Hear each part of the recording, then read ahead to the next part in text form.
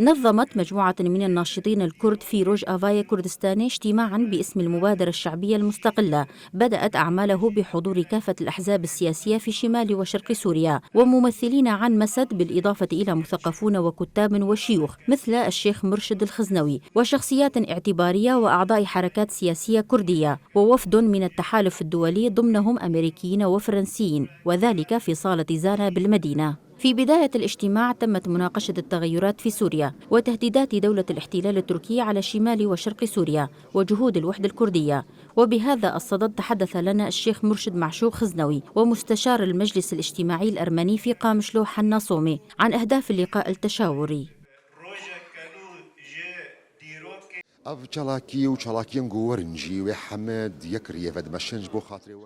الهدف من لقاءاتنا الحالية واللقاءات التي ستقام في الفترة القادمة هي محاولة للضغط على الحركة السياسية في شمال وشرق سوريا ولتوحيد الصف الكردي من أجل تمثيلنا في مفاوضاتنا مع حكومة دمشق الجديدة. ونحن كوجهاء نظمنا هذه اللقاء للوصول إلى صيغة مشتركة وموحدة لجميع مكونات المجتمع. في الحقيقة أرى بأن الخلافات بين حركاتنا وأحزابنا السياسية أمر طبيعي، لكن الأمر الغير طبيعي هو عدم تجاوز هذه الخلافات في هذه المرحلة المصيرية.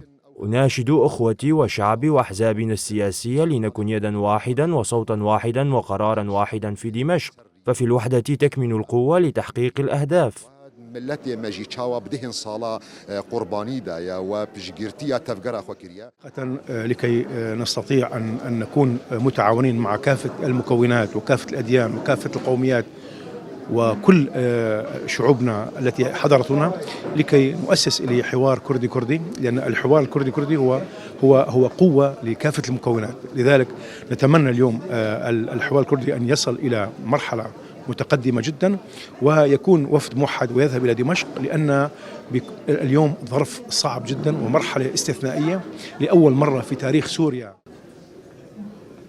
كما أكد الدكتور سليمان إلياس أن هناك حاجة لمسودة وطنية تضم جميع الأطراف للتأكد من الوفد الذي سيذهب إلى دمشق.